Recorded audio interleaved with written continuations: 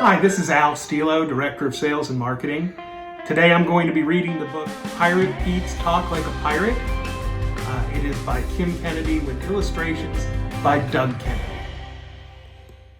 Pirate Pete had the most amazing ship to ever sail the high seas, but he needed a crew. Not any crew would do, however.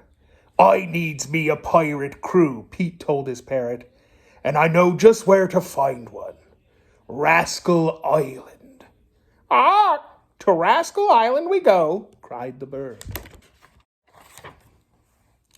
Pete spun the wheel towards the Sea of Mischief, and soon his speedy ship had reached Rascal Island. Pete dropped anchor in the bay, and then he hung a sign across his ship's bow, "Buccaneers Wanted." Before long, a boat filled with rascals rowed up to the ship.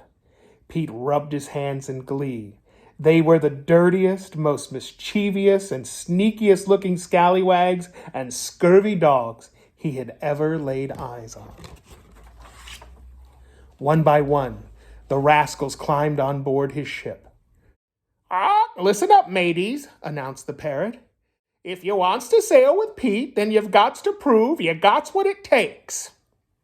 Pete nodded and declared, "You needs a peg leg and an old eye patch, a fierce-looking hook, and a beard you can scratch. You gots to load a cannon and know how to fire it. But most of all, you gots to talk like a pirate." A rascal stepped forward, loaded the cannon, and fired it. "Nice firing," said Pete. "And I see you gots a peg leg, hook, and eye patch. And that beard of yours, does it hanker for a scratch?" "It's quite itchy," answered the man, "especially during the summer when the weather tends to be sultry." "Blow me down," bellowed Pirate Pete. "You don't talk like a pirate. Walk the plank." As the man splashed overboard, Pete hollered, "You should have said, when the sun's a-blazin', me beard gets the itches worse than a bucket of sand down me britches." "Next," ordered the parrot.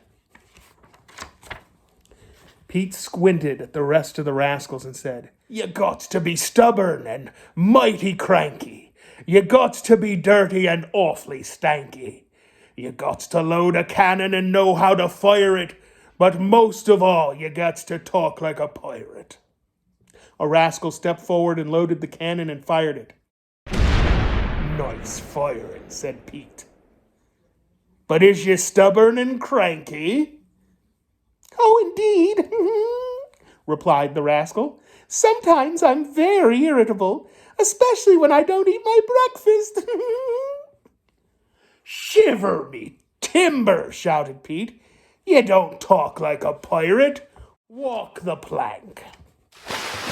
As the rascal went overboard, Pete cried, "You should have said, I'm as mean as a shark that's stuck in a tub when I've not scarfed me morning grub."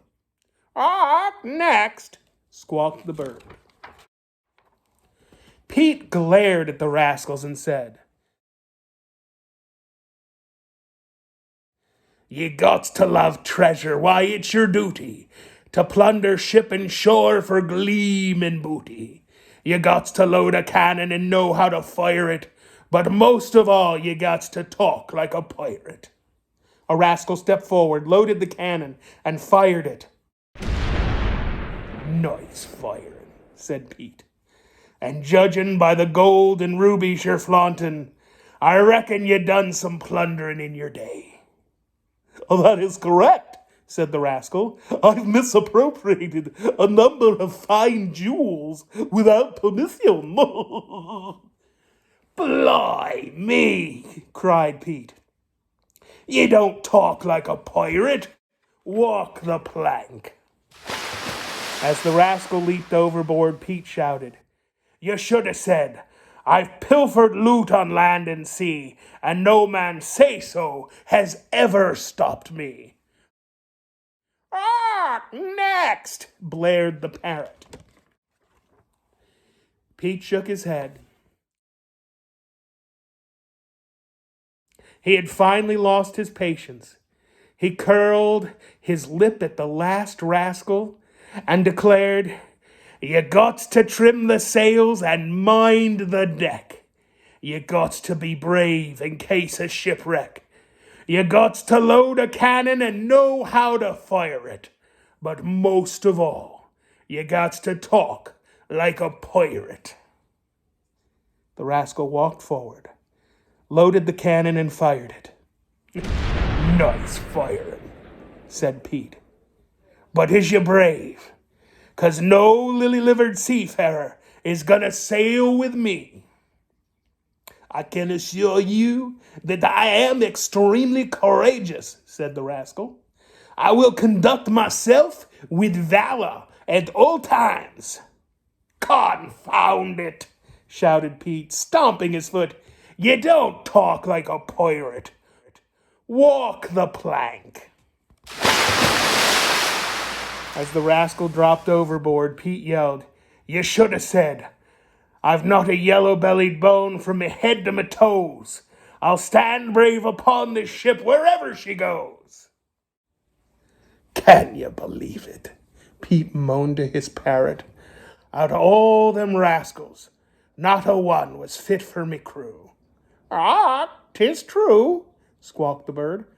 "By the powers, they's no more than a bunch of squiffies and sprogs, none of 'em fit to go a swashbuckling and plundering for pieces of 8 upon the briny blue of this here vessel."